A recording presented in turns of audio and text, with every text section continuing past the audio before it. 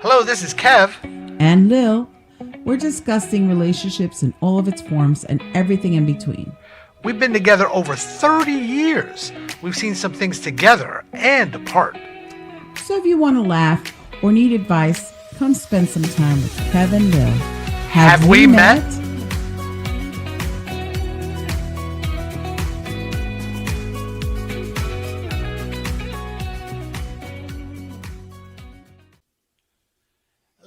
Hello, and we're back.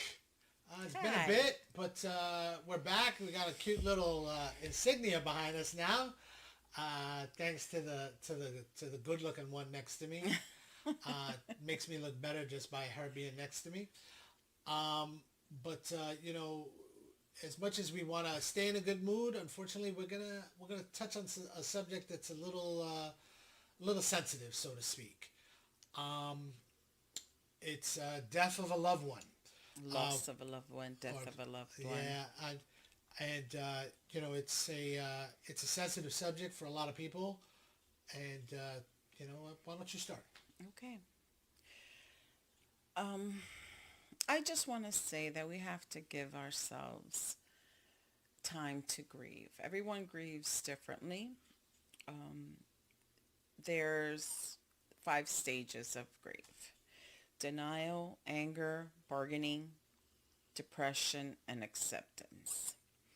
We have to learn how to take care of ourselves while we're grieving as well, because we're so stuck in our grief. We forget to eat. We forget to sleep. We just don't take care of ourselves. We need to learn how to take care of ourselves. When we grieve, we have to also think about others. They're grieving with you, So you have to talk to the other people that are grieving as well. You reach out to people that that have passed through a loss of a loved one. They might have advice on how to deal with it. Also, don't forget to celebrate the life of that loved one.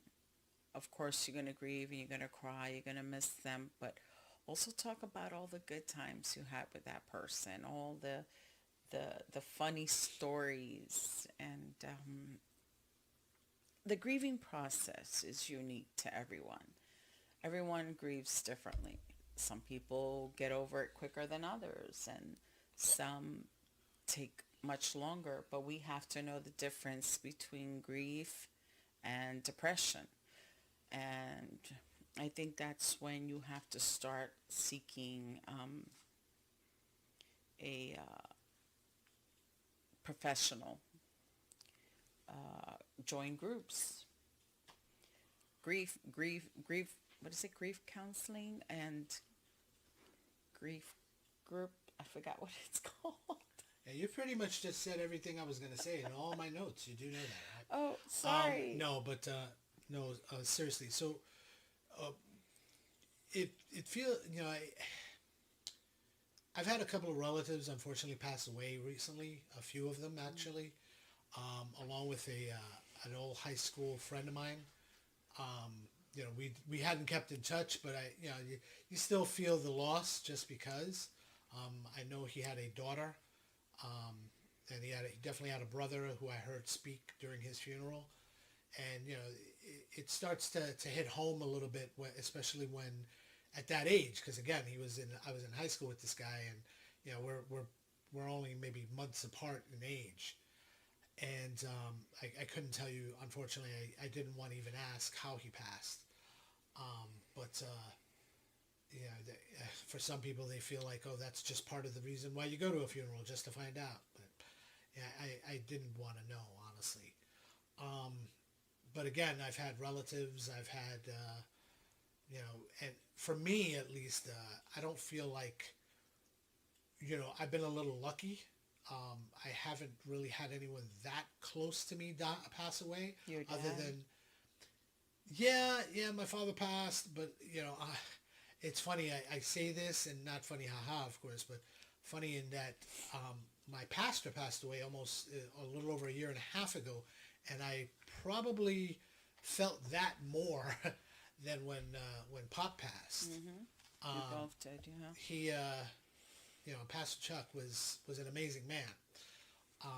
He knew how to speak to me, just and he was one of those that you just respected. You just knew when he walked in the room, you sort of straightened up a little bit just because. And he didn't expect anything from you, other than just a smile. He was such a kind man. But the thing about someone passing, it's not it's unfortunate, yes, that someone passes, but it's what they've left behind. That's the part that can hurt or can suffer, so to speak.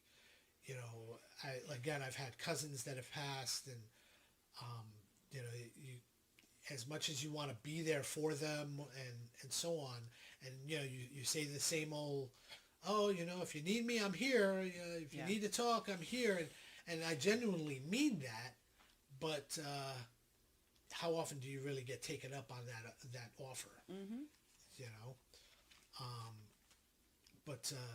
But yeah, there's certain things that I was reading up on this that you should do. Of course, there are certain things that I certainly have taken up on my own when the time comes, and I try to reach out to these people when someone has passed as well. I've had recently a friend, her mom passed.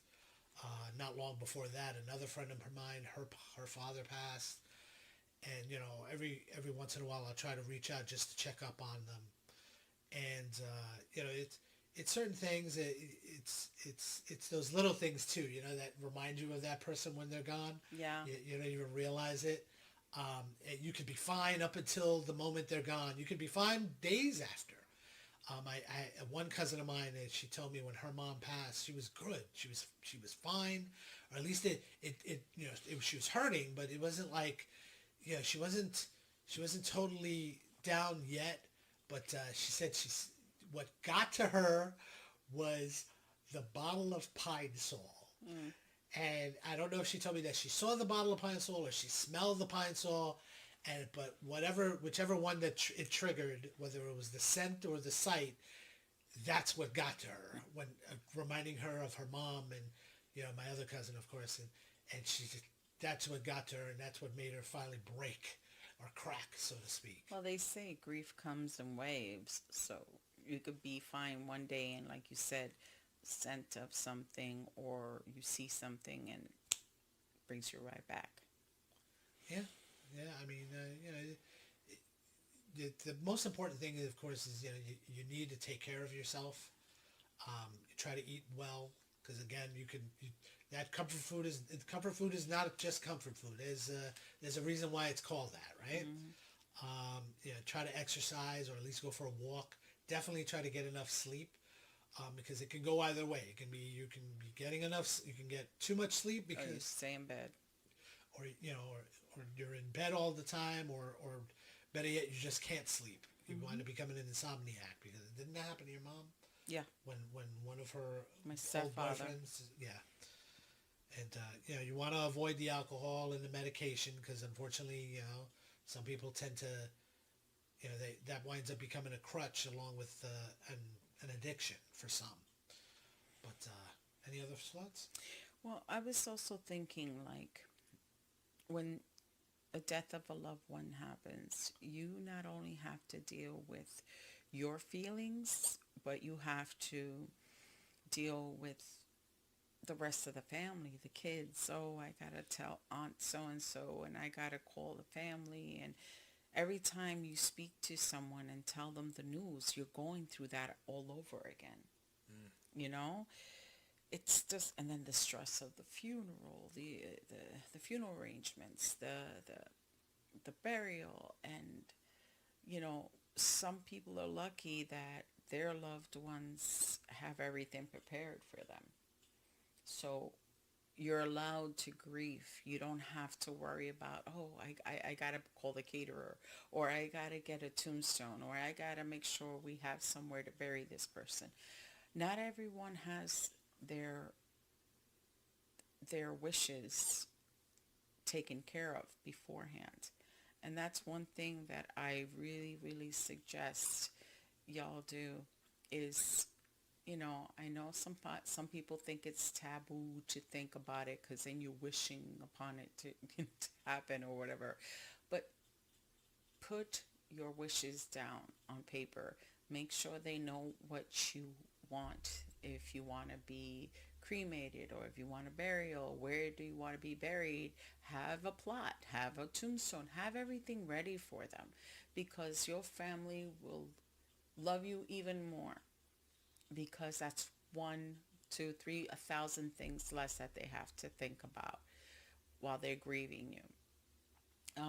What else? What else? I mean, there's learn to express your feelings. Yes. Don't hold them in. I mean, who are you trying to impress? You know what I mean? It's, hey, if it's one of those things where you gotta scream and curse and whatever Let it is, it out. let it out. Let it out. If it's gonna make you feel better, if it's gonna release that tension or those feelings of remorse, do it. Nobody's gonna blame you, and if they do, who the heck cares?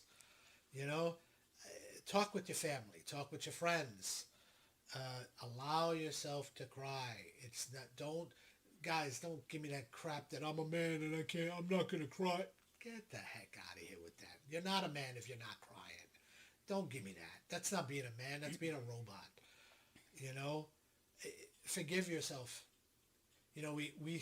I make this joke with Lily all the time where I'm like, yeah, she'll say something to me and I'm going, oh my God, is that the last thing you're going to say to me today? I could walk out the door and you may never see me again. And yeah, I'm doing it as a guilt trip. I'll be honest. And it works. And it works, though. Hey, you know what I'm saying? Everybody always says, make sure you say you love yeah, make sure you say it. If you feel it, if that's what you are, if that's who you are, if that's how you feel toward them, say it. What is the problem? Say I love you. Speak your mind. Say that you love that person. I mean, and then again, although it's great to reminisce, it's amazing to reminisce and think about the good times you had with that person or whatever or whomever it was or whatever it was.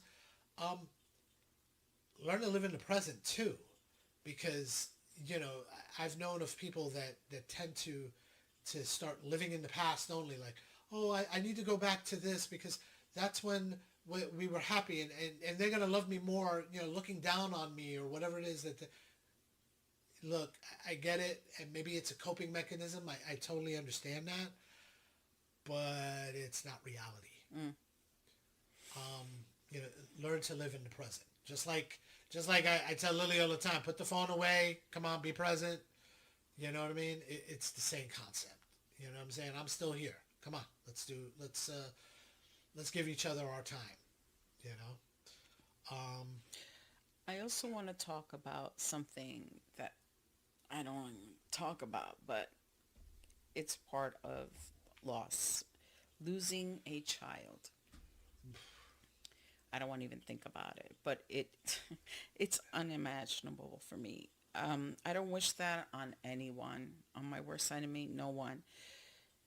You just don't lose a person. You don't lose that child. You lose the future. You lose the promise of what could have been. You lose a piece of yourself. Yes, and you lose the future. Seriously, you lose them going to college, their prom, their first kiss, the girlfriend, the grandchildren you're not going to have from that person. You're not going to be able to walk them down the aisle. It's just you lose the promise of that child in the future. So not only are you grieving the child, but you're grieving what could have been. And that's horrible. Also, I wanted to speak on the opposite. A child losing a parent or their parents. young, I read this online. It says a child can be losing a parent for a child is the most traumatic thing that could happen to them. The death of a person you rely on, the person who loved you unconditionally, can leave you in an instant. Just leave this huge void in their world. In helpguide.org, I read that it's also common for young children to blame themselves for their parents' death. Like you said, don't blame yourself for that person dying. And also as an adult, when we lose our parents, it's it's distressing, and it can also make you think of your own mortality.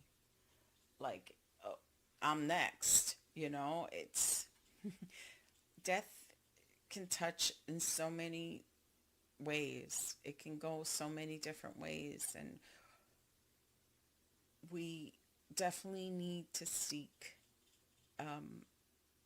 a professional when you feel like everything is against you and no one's there for you. You feel lonely. Guys, we're not professionals whatsoever. We're just speaking from experience, and you definitely should seek guidance. We'll get to that in a little bit. Yep. Also, loss of a pet. Yeah, some people don't. I cried like a baby. Yes. That was family to me. Yes. But can I see? I'm going to preface this. What? I'm going to preface this. Look, I've loved all of our dogs. I've loved all of our dogs. Mm-hmm. Okay, some more than others. Some more than others. I definitely love them. And I get it. I get it. Losing the pet, it's a lot. It can hurt. I remember, especially when we had Shadow. Shadow we had our first dog we had. Actually, our first dog we only had a few days. Shadow, though, we had 14 years. And Shadow was a great dog. Man, she was the best dog. And then we had Mocha. And Mocha we had 6 years, right? About 6 years. She was unfortunately, she was taken too soon. We can, we think, not a definite, but we think she was definitely poisoned, unfortunately. We think it may have been by the neighbor, but we can't prove that, of course. Trust me, because our son would have really flipped out if it was, because he was very much attached to that dog. And then, of course, we have Nikita here now. Nikita's we're going on 11 and a half years we've had this one. She's sleeping right next to thank God she's sleeping, because if not, she'd be whining right now. But the reason why I mention this is because, look, I get it. Some people are like, oh, they're a pet parent, and it's not the same thing. Sorry, I've got kids and I got pets. If I got to choose one of the two, I'm choosing my kids. Just gonna say that. But no, losing the pet, absolutely, it can be devastating, because they as a pet, their love for you and for them is unconditional. Of course, you hate when they pee in the house, but they overall they just want to do right by you, and they wag their behinds because you walk in the door, or if you leave them behind, they whine, and they get excited, and so on, and you wish your wife would get like that when you walk through the door, but she doesn't really do that very much. But regardless of that, no, a loss of a pet can hurt. It can definitely hurt. And also loss of a friend. Again, that's not true. I did lose one friend not long ago. We still reminisce about him all the time. My boy George. Not boy George, but my boy George. We still miss him to this day. He was a lovable loser, so to speak. Well, I mean, not in a bad. I mean, again, and a heart of gold though. Heart of gold. You know what I mean? If I needed him, he would be there. That's for sure. He was one of those guys. Um, but yeah, that was. I mean, I know you have some words on possibly losing a friend. Yes. Once again, on helpguide.org, losing a friend. Close friendships bring joy, understanding, and companionship into our lives. In fact, they're vital to our health and well-being. So no wonder we can feel their loss gravely. When a close friend dies, though it's easy to feel marginalized, the closeness of your friendship not giving the same significance as a family member or romantic partner. This can lead to what's called disenfranchised grief, where your loss is devalued or you feel judged or stigmatized for feeling the loss so deeply. Losing someone to suicide, the shock following a suicide can seem overwhelming. As well as mourning the loss of your loved one, you may also be struggling to come to terms with the nature of their death and the stigma that suicide can still carry. While you may always be left with some unanswered questions about your loved one's suicide, there are ways to resolve your grief, even gain some level of acceptance. We usually, I mean, I lost someone suicide, and the first thing you think about is, could I have avoided it? Was I there for them enough? Did I give them the crying shoulder that they needed? Or I should have picked up that 10th call that they made so they could talk about whatever. And it's like we always blame ourselves, but it's not our fault. And that goes with forgiving yourself. Yes. That definitely goes with that. You know, and again, you got to allow yourself to remember the good times you shared. Find ways to honor their memory. You know, a lot of people say that instead of a funeral, they're calling it a celebration of life. Of life, yes. Which is a nice.